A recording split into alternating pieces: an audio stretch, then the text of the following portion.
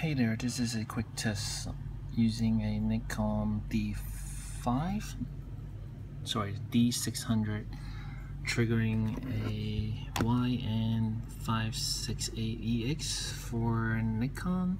That's the Mark 1, I believe, which is the same as, it's very similar setup to the user who posted about the problem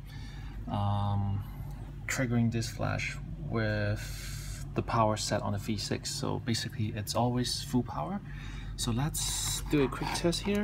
I have two V6 here, and let's mount the flash on top, locked it, and first, since I have it on auto detect, I'm just gonna first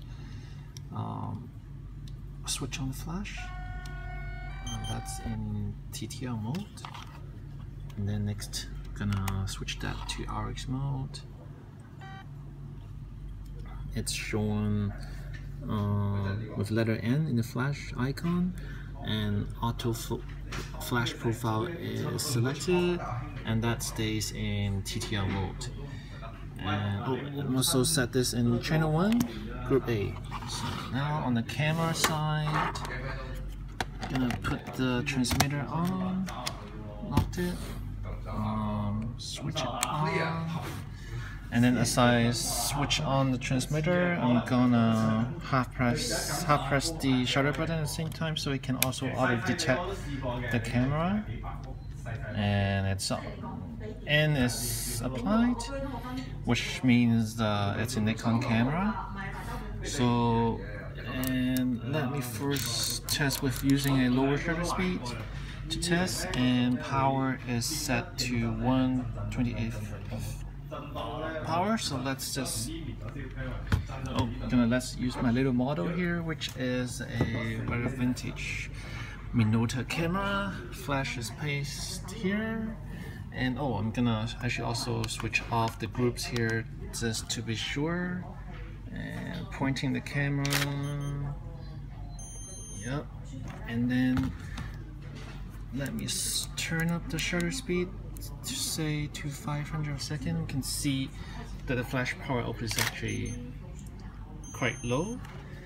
And now let's turn it up to say something much higher, say quarter power. And bam, it's much brighter.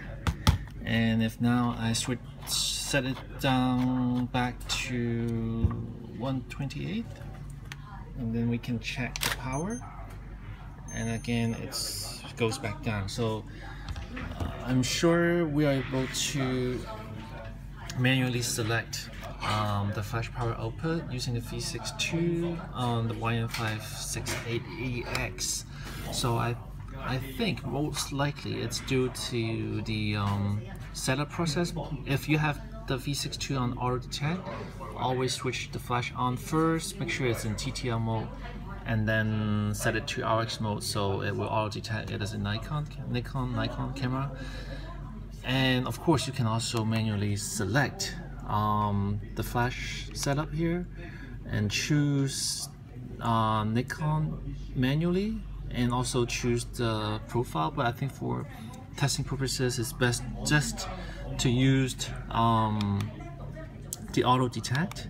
And if you already have the updated firmware, you could make sure you are starting fresh by going to preference and then go to factory reset, click and then say yes, and then it will refresh the V6 so you can be sure it's running fresh on flash system as well as for flash profile.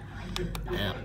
And I should also show you right now, whoops, I passed it, preference, and then scroll to, whoops, I missed it, the firmware version. So that's 1.1.12, and that's also checked on transmitter unit, preference, and then that's also on 1.1.12. So yeah, do let us know if the setup or the power on sequence is any different than ours, and we can go from there. Thank you.